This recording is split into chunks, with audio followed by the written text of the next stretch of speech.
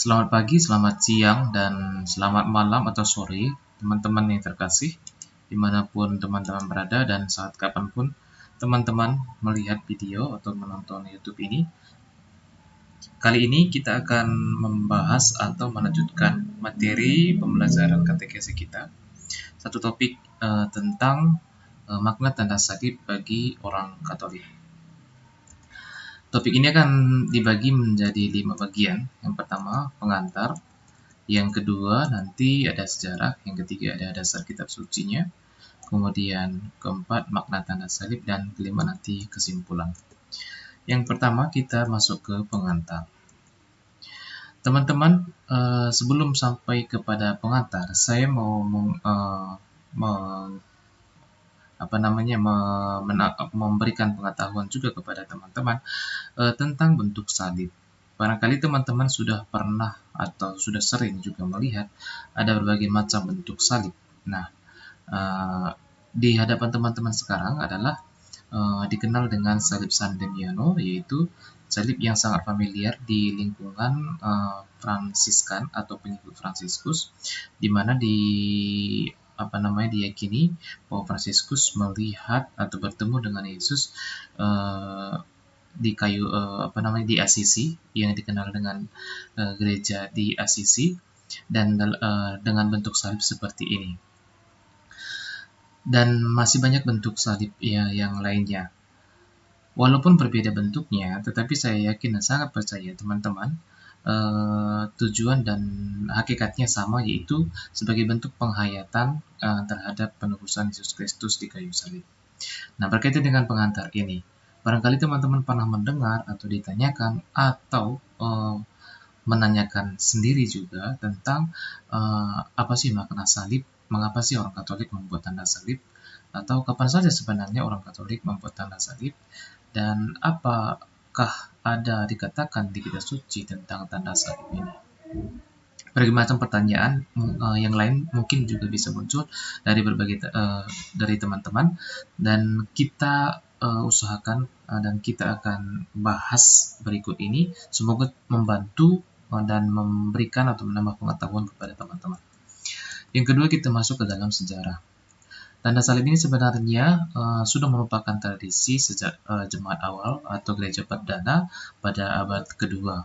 Ada banyak tokoh atau bapak gereja, di dalamnya bapak gereja adalah petua-petua gereja di zaman awal, zaman setelah Yesus bangkit. Mereka disebut dengan bapak atau tokoh bapak gereja, dan ada beberapa yang berbicara tentang tanda salib. Di antaranya adalah Tertullianus, Santo Cyril dari Yerusalem, Santo Efrem, dan Santo Yohanes Damaskus. Kita akan lihat satu persatu. Yang pertama dari Tertullian. Di abad kedua dia mengatakan, dalam perjalanan kita dan pergerakan kita, pada saat kita masuk atau keluar, pada saat berbaring ataupun duduk, apapun pekerjaan kita yang kita lakukan, hendaklah kita menandai dengan tanda salib. Bahkan di tahun selanjutnya Santo Cyril dari Yerusalem mengatakan tidak jauh berbeda dari Santo Tertullianus. Dia mengatakan pada saat kita masuk ataupun keluar, sebelum tidur, ketika kita berbaring, dan ketika bangun tidur, ketika kita berpergian ataupun ketika kita beristirahat, hendaklah kita membuat tanda salib. Santo Efrem dari Syria juga mengatakan, tandailah seluruh kegiatanmu dengan tanda salib yang memberikan kehidupan. Jangan keluar dari pintu rumahmu sampai kamu menandai dirimu dengan tanda salib. Nah, di sini juga dikatakan kita membuat tanda salib sebelum makan, minum, tidur, di rumah maupun di perjalanan, dan seterusnya. Lebih jauh lagi, Santo Yohanes Damaskus juga mengatakan, tanda salib diberikan sebagai tanda di dahi kita, sebab dengan tanda ini kita umat yang percaya dibedakan dari mereka yang tidak percaya. Inilah tokoh-tokoh bapak gereja yang berperan penting dalam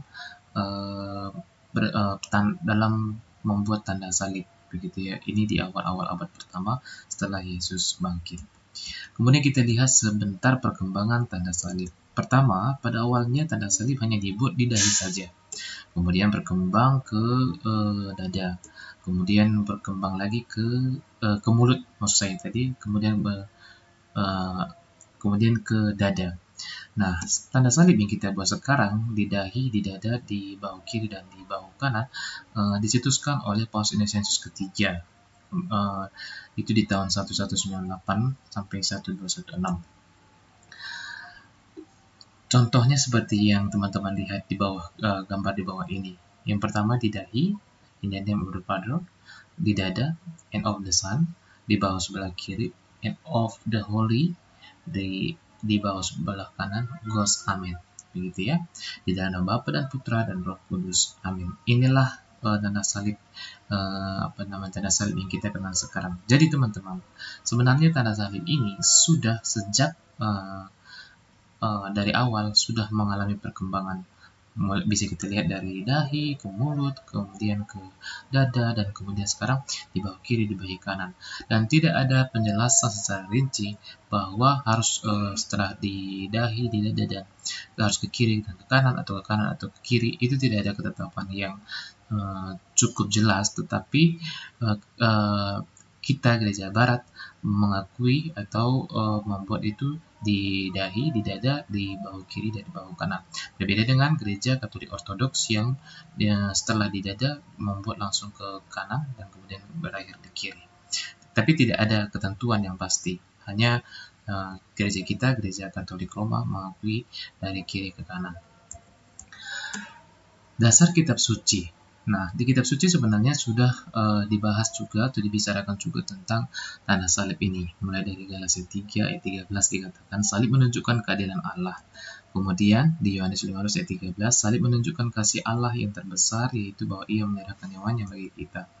Kemudian Yohanes 3 ayat 16 salib menunjukkan bahwa kita akan diselamatkan dan memperoleh hidup yang kekal. Kemudian salib yang merupakan tanda keselamatan dan kemenangan orang-orang Kristen yang disebabkan oleh kemenangan Kristus atas dosa dan maut. Jadi tanda salib ini merupakan lambang yang berdasarkan Alkitab, ada di Yeskiel, kemudian ada di Wahyu juga, dan bukanlah sesuatu yang bertentangan dengan ajaran Yesus.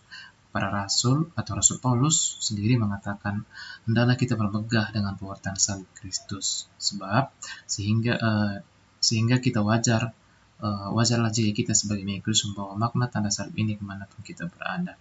Inilah yang dikatakan di kitab suci. Jadi tidak ada secara gamblang, secara eksplisit dikatakan bahwa orang Katolik itu harus membuat tanda salib. Tetapi pembicaraan tentang salib itu banyak dibahas, banyak diutarakan supaya menjadi tanda bagi kita sebagai pengikut Kristus. Ini dirangkum dalam ayat-ayat yang disebutkan di atas tadi di Galatia, Yohanes, di Wahyu, dan seterusnya.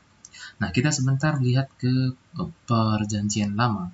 Di Perjanjian Lama tentu belum ada pembicaraan tentang salib Kristus ini sebagai tanda bahwa kita pengikut Kristus. Tetapi ada tradisi atau kebiasaan orang Yahudi yang memakai tefillin, namanya tefillin, yaitu semacam kotak hitam yang berisi naskah Alkitab, dan mereka ikatkan di dahi mereka sebagai tanda bahwa mereka adalah pelaksana dari perintah Allah, begitu.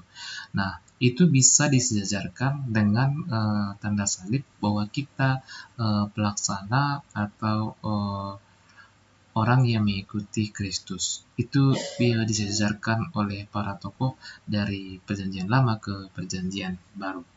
Jadi dari sejak Perjanjian Lama sebenarnya sudah ada tanda bahwa mereka orang Yahudi itu adalah pengikut Allah, dan sekarang kita adalah pengikut Kristus yang dimeterikan dengan tanda salib itu.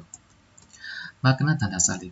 Yang pertama adalah dengan membuat tanda salib, kita mengingatkan kembali secara istimewa hidup, wafat, dan kebangkitan Tuhan Yesus Kristus, dan merupakan tanda kemenangan Kristus untuk menembus dosa manusia. Yang kedua, dengan tanda salib, tubuh kita telah dimeteraikan dan disucikan oleh Allah dalam segala kegiatan kita. Yang ketiga, dengan membuat tanda salib, kita dipersatukan dengan sesama umat Katolik.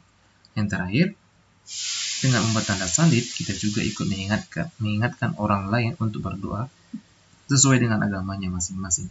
Jadi 4 makna ini sangat-sangat rohaniah dan sangat-sangat bisa kita maknai. Yang pertama tadi, dengan membuat tanda salib kita mengingat akan wafat dan kebangkitan Kristus. Yang kedua, dengan membuat tanda salib kita disucikan oleh Allah. Dan yang ketiga, kita bersatukan sebagai sesama umat Katolik. Dan keempat, sebagai bahan pewartaan kita kepada orang yang berbeda agama dengan kita, supaya mereka juga berdoa sesuai dengan agamanya.